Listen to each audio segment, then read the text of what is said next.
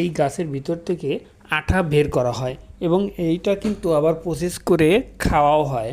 এই দেখেন, এইগুলোকে ছোট ছোট করে কাটবে, আঠাগুলোকে নিয়ে মেশিনের মাধ্যমে সুন্দর করে ছোট ছোট করে কেটে এবং কেচি দিয়ে কেটে মিষ্টির মতো করে সুন্দর করে নেবে। তারপর এই যে ফ্রাই প্যানে দিয়ে এটা সিদ্ধ করবে, সিদ্ধ করে একদম পানি মিক্সড করে একদম স্যুপের মতো তৈরি করবে, স্যুপ বানায় এটা খাবে। তারপরে এই যে এই গাছটা প্রথমে যেটা দেখাইছি, এই গাছটা কিন্তু পুরোটা একদম লাল, পাতাগুলো অনেক হয়।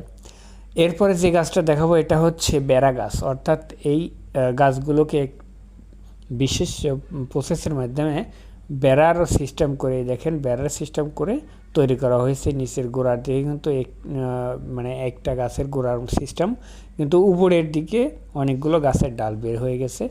এই যে এখন যেটা